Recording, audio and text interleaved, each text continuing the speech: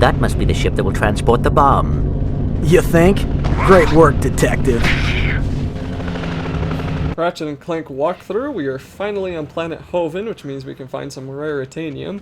First thing though, I'm gonna show off what the game very clearly shows off, which is the strafing and hover ability. So you double tap R1, and then you can strafe left and right and kind of move around. We are going to be using this a little bit in this level later on. At least I think it's this level. There's some level that we'll be using it in, and it comes in handy a few times, but I don't actually use it as often as I probably should, just because it's a little bit strange and it doesn't really help a whole lot in many places.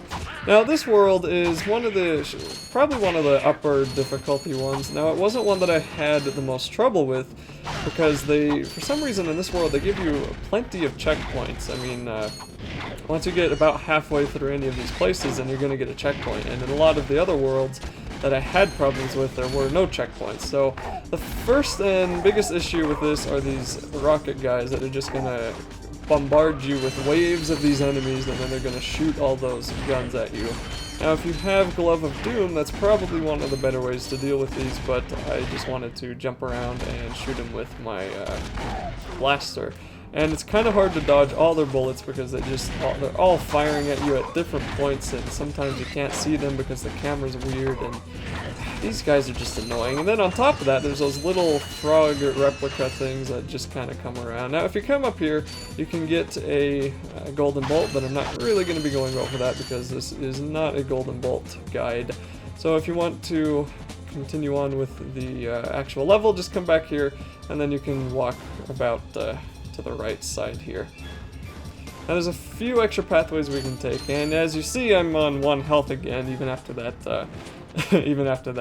health upgrade we got. So if I were still on 4 health, I'd have been dead many times. Anyway, when you're walking this way, you're going to be noticing that those boxes get bursted down, and you have to deal with more of these enemies. So at this point, I just said, screw it, let's use the Glove of Doom. And that took them out pretty well. Now you can actually completely run past these enemies if you want to, and I probably might even recommend that. It's a little bit faster, and you don't waste your ammo, and if you take 1 or 2 hits of damage, it's not usually that big of a deal.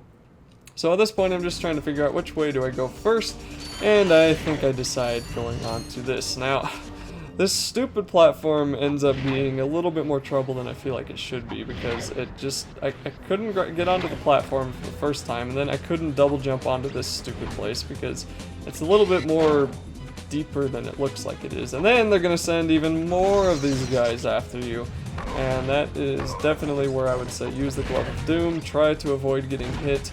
Just jump up, Glove of Doom them, try not to fall down. Ratchet was not wanting to listen to anything I was telling him to do here. This was just a really weird place. And then I glitched through the stupid platform there. I mean, come on. So anyway, there's only 1 guy left, so I decided to take him out. And that's pretty much the last time we're going to see those huge waves of enemies in this level, or in this world. So that is a very good thing, because those guys are not that fun. And then we'll want to jump on down here. And I'm just taking another look on the map again, I mean, just to make sure I'm going the right way. And you're going to be jumping right into water, and we're going to be dealing with a lot of ice pretty soon, which, at least I'm pretty sure that we deal with ice in this level. So anyway, you'll want to pick up your Hydro Displacer, and you may have to go to your Quick Select menu to select that if you've disabled it from earlier, because you are not given enough quick select options in this game for all the weapons that they want you to use. So I had to go down and move that in. I think I moved that over my bomb thing. some new glove that I bought anyway. So pick up the water, and then you will be able to put it into the pool over here.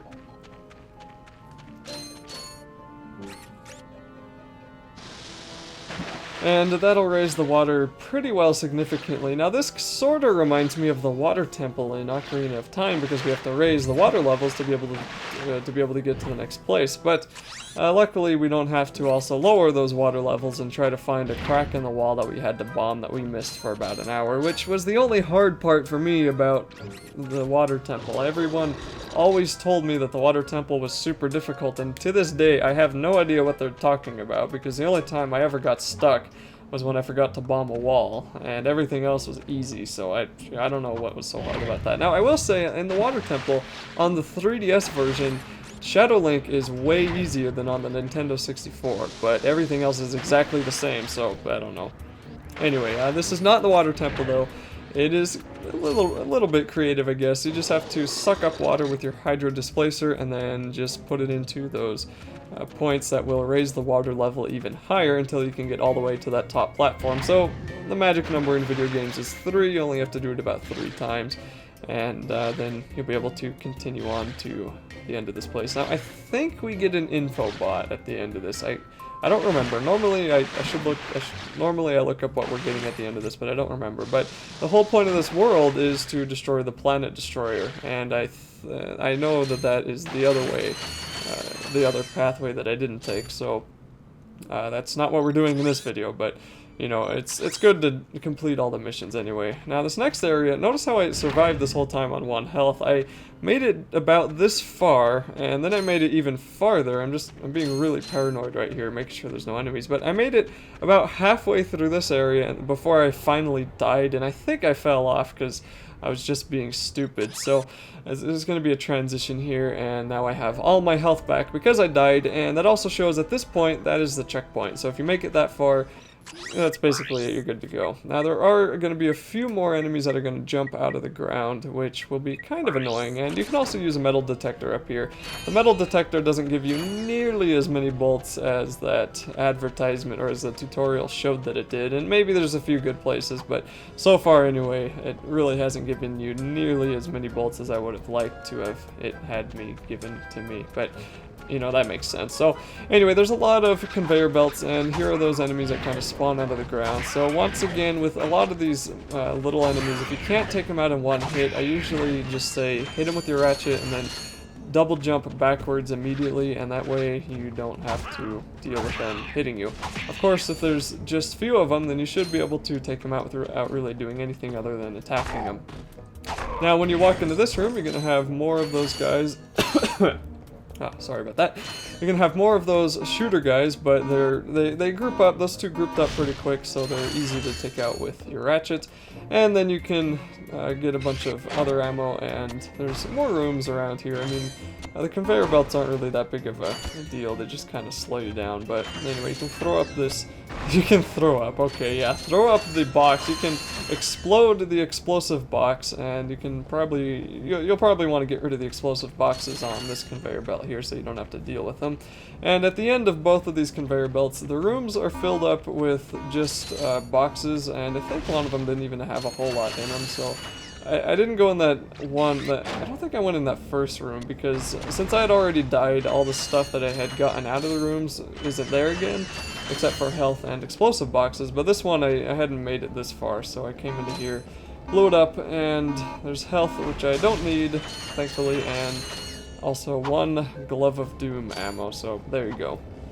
And then when you're ready to get past this part, which probably is the easiest part of this part of the world so far, just walk over here, and then you'll be walking into this guy's shop, and I think we'll be getting Clank a new upgrade. I think that's what happens here. It's not an info bot, but you get Clank a new upgrade, and it's a pretty darn good one.